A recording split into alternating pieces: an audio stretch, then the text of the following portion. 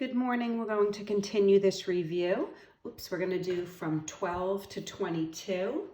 So I am assuming that you honestly finished up to 22, no cheating. I am assuming you watched us go through numbers 1 through 11. Okay, maybe you even finished up to 31. Today I'm only going to go up to number 22. So let's start with number 12. So number 12 is just straight up number crunching. So we are going to do, I'm going to first keep this. Then I have to change this to an improper fraction, right? So that's going to be 9/4. And now I'm going to keep it, flip it, and change it. I can simplify first. And my final answer is going to be numerator times numerator, denominator times denominator is 1/6. So that's just number crunching, no word problems. Same thing with this one, no word problems, number 13.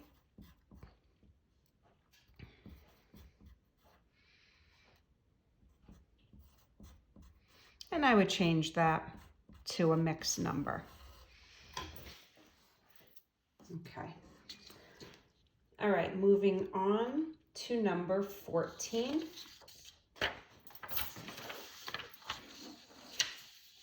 All right, so I love these. So we're going to check if it is arithmetic or geometric. So I could do times 3 times 3, doesn't work. I could do +2 +2, doesn't work. So this is going to be 2 steps. So this is when I compare it this way, and I find that the pattern is +4. This number always becomes your coefficient. Okay, so notice how they're asking for an equation. When they ask for an equation, we're going to start with this. Okay, that begins my equation. And then I have 4x, whatever this number is, becomes my coefficient. Remember this language. So now if it's 4 times x, these top numbers are x. 4 times 1 is 4. How do I get to 3 minus 1? 4 times x, x is 2 here. 4 times 2 is 8. How do I get to 7 minus 1? 4 times 3 is 12, minus 1. 4 times 4 is 16, minus 1. That becomes my equation. 4x minus 1 is the rule. Y equals 4x minus 1 is the equation. Some really good review. Okay, so we did these kind of right before we left school. Number 15, okay, I'm going to use x. I want it on the left. Do you remember this is going to be, it's a closed circle, and because it's colored to the right, x is going to be greater than or equal to 8. So this number line shows this inequality, right? That's an inequality, not equal. This is a really good review packet. Okay, so there's a couple of ways to do number 16. I'm going to do it this way. Okay.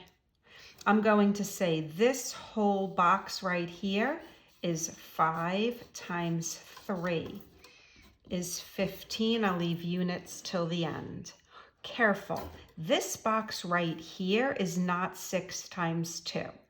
Okay. This box right here, I need this length. So if this is 3, if this part is 3, then this part is also 3. 3 times 2 is 6. So now if I add the 15 and the 6, my total area is 21 feet squared. Okay, number 17. 17 you could do 2 ways. You could either treat it as a rectangle and a triangle, but I'm not going to treat it like that. I'm going to treat it like a trapezoid. Do you remember the formula? It's half the height, base 1 plus base 2. That's a trapezoid. So the height is going to be that 8, half of 8, and the bases are the two lines parallel to each other. Okay, so half of 8 is 4, 10 plus 14 is 24.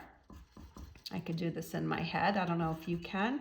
96 centimeters squared. If you did it as a rectangle plus a triangle, you had to get the same answer because there's only one answer. All right, moving along, we will stop at 22. All right, so if I were to put number 18 on your test, I would probably let you use a calculator. Okay, so number 18, let's start with the formula. Half the height, base 1 plus base 2. Okay, again, I'm assuming you did all the way up to number 22 here. All right, so now they're telling you that this is the area. So I'm plugging in, this is the area. Half of the height, okay? And let's say it doesn't matter which is base 1 and base 2. So the 1 foot plus the other base. Okay, so if I were to put this on the test, it'd probably be a test where you could use your calculator. Okay, so we have, okay, so half of this, oh, I see, okay, hold on.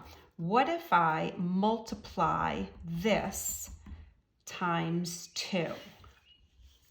That's probably a better way to do it, right? Okay, so I'm going to have this, right? No, I skipped a step on my work. All right, so let's say this is 1 plus b. That's what I get for skipping a step on my work.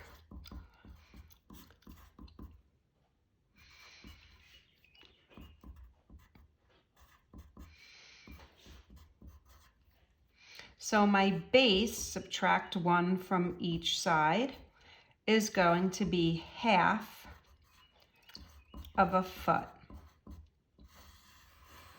Yes, you can write inches. Okay. Number 19. We'll go to 22. Number 19. Okay, so I want to get my variable of x alone. I did not leave myself enough room here. Okay, so I'm going to subtract 23 from both sides. I have negative 3x is negative 12, dividing both sides by negative 3, and x is 4. Okay, number 12 was a bit tricky. I am not taking 20% off of 316, okay? If you did that, you're gonna get the answer wrong. This price was already with that much off. So I'm going to choose to set this up as a proportion. Listen to my language. If I didn't pay 20% of the TV, then I did pay 80% of the TV. Okay, 80% is what I paid because I had 20% off. So what they're saying is she paid $316. What was the original total? Okay, this is what she paid. They're asking what my total is. Okay, so my final answer, remember you can simplify 8/10.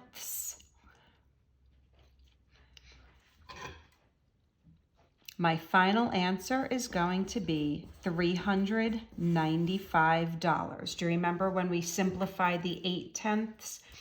You can simplify that to 2/5, right? Remember we did that earlier in the year, right? And then we can see how many times it goes into 316 and multiply. So this is really covering something. We did part of this at the end of the year with percents, but then earlier in the year, we did these equal fractions. 2 more.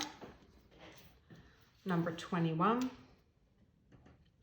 Okay, so you have to be under 48 inches to go on the ride. That means you can't be 48 inches. This is an inequality. At least 18 years to vote. That means you can be exactly 18 years to vote or older. So you have to be 18 years or older. So this one was under 48 inches, must be a kiddie ride. And this one is over 18, but you can be 18. Remember when we were in school, we took it to the next level and we graphed it. All right, 22, love it. This one was right out of the ebook, actually.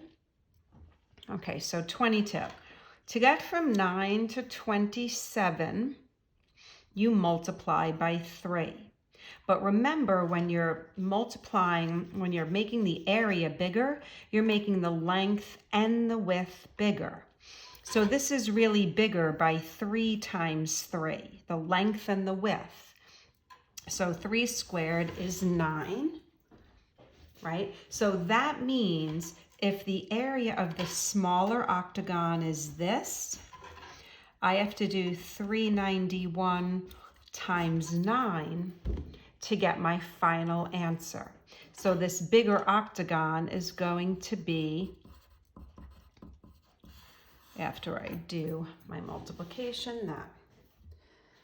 Okay, so I hope after this you finished up to, I think it's number 31, and I will post that as well. Bye.